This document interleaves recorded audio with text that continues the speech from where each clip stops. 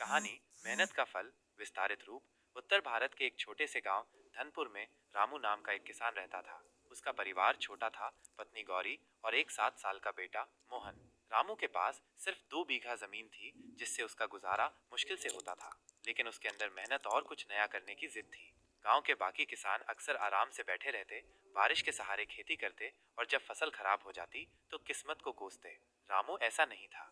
वो रोज सुबह 4 बजे उठ जाता, बैल को जोतता और खेत में पसीना बहाता। जब बाकी लोग दोपहर की झपकी ले रहे होते, रामू तालाब बनाने की खुदाई कर रहा होता, अपने हाथों से, बिना किसी की मदद के। गांव में कई लोग उसका मजाक उड़ाते थे। रामू इतना क्यों परेशान होता है, इतनी सी जमीन से क्या उखाड़ लेगा। रामू बस मुस्कुराकर चुप रह जाता। वर्ष 2025 में गांव में भयंकर सूखा पड़ा। न बारिश हुई, न नहर में पानी आया। गांव के खेत सूख गए, फसलें जल गईं, लोग परेशान हो गए। कई तो शहर की ओर काम की तलाश में निकल पड़े। लेकिन रामू का खेत अलग ही तस्वीर दिखा रहा था। उसका खुद का तालाब भरा हुआ था, क्योंकि उसने साल भर बारिश का पानी इकट्ठा किया था।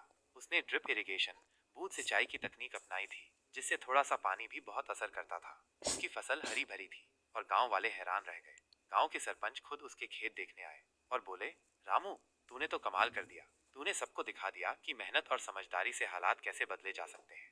रामू की फसल बिकते ही उसे अच्छा मुनाफा हुआ। उसने कुछ पैसे से बेटे को अच्छे स्कूल में दाखिल कराया, घर की मरम्मत करवाई और बाकी बचत बैंक में जमा की। अब वही लोग जो उसका मजाक उड़ाते थे, उसी से सलाह लेने लगे। रामू ने भी कभी किसी से रंजिश नहीं रखी, बल्कि सबको सिखाया कि कैसे कम जमीन में भी अच्छा उत्पादन किया